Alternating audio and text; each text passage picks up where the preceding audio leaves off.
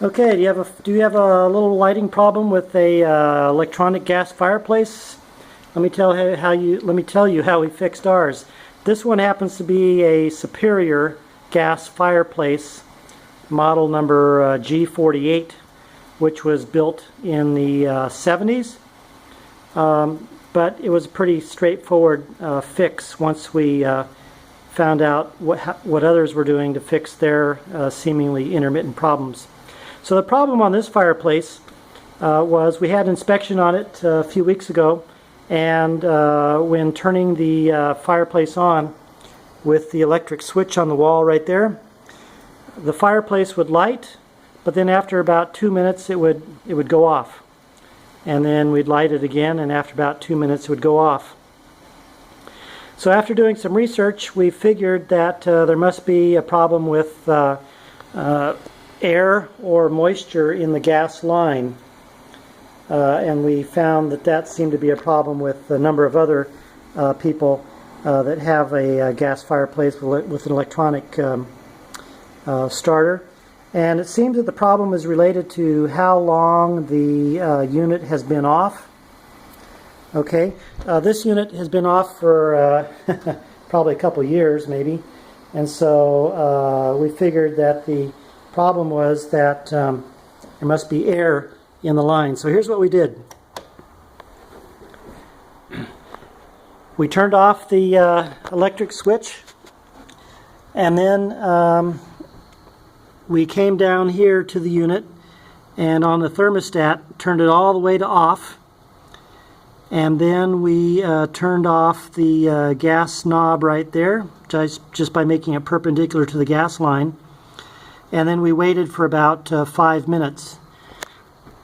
While we were waiting for about 5 minutes, keep in mind this pilot light was not lit.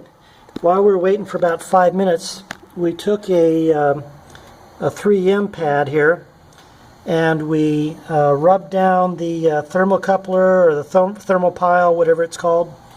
That's actually the sensor that detects if there's any heat. Because if it detects that there's no heat, then it will shut the unit off thinking that it's just gas coming out, so it won't kill you. So anyway, you can see it's got white there. It should actually be like a brassy color, so that's after years of residue. So we took this little 3M pad and rubbed it down, rubbed it all over the place to get off any crust that we could. You could probably take some emery paper or some very, very, very, very fine sandpaper and do the same thing. Just don't rub it too hard, but rub it enough to get gunk off of there and maybe any rust or particles or whatever. On the left is actually the gas supply. That's where the pilot light comes out. So we rubbed that down a little bit just to make sure it was clear.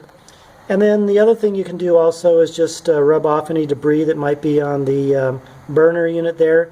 And then the last thing you can do is either get a can of compressed air at the hardware store and then blow off all the debris that might be on and around the thermopile, as well as the gas supply there, and into the hole there, as well as any debris that's in there, just so it's not being blocked. Alright, so after we clean that all out, we came back here to the thermostat, and we went to follow the procedure for restarting the pilot light as is written right here. Basically what you do, and this is probably the same with many others, is you turn that to pilot, you press it down, you light the pilot light, and then you wait for about a minute, let go, and then do your thing. But we did an extra step, so here's what we did.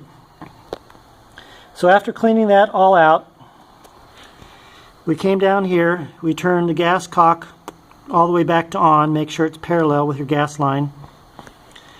Then we came here, started following the lighting procedures, all right? So we turned the thermostat to pilot, and then before going to the next step, it says to press the thermostat knob in and light the pilot. Well, we didn't do that. What we did is we pressed the thermostat dial in, but we kept it pressed in for at least 2 or 3 minutes to clear out the line from any excess air or moisture that might have been in there.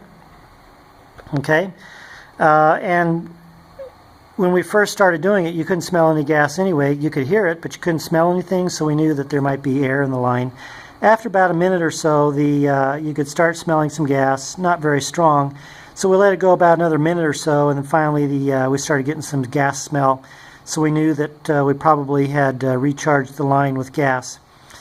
At that point, what we did is we released off of the thermostat dial there, and then we just let the gas clear out of here. We fanned it a little bit and then kind of blew it just to disperse the gas out of the fireplace and out of the room. After about a minute of waiting, we then continued with the lighting instructions on the diagram right there.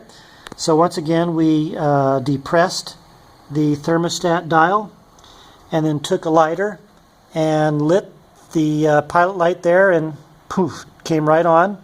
Nice blue flame. And the lighting instructions say after lighting it, keep the thermostat dial depressed for about a minute or so.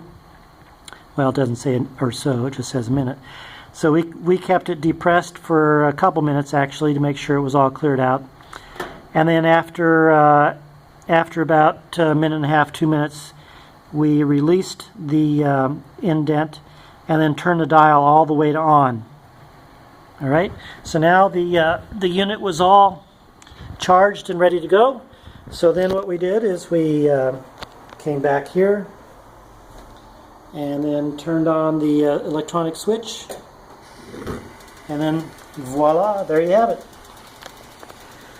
You probably noticed earlier in the video that the pilot light was continuously going. Once again, this is a unit built in the 70s, so of course no electronic ignition then. The newer units have electronic ignition, so you're not having a continuous flow of gas with the pilot light.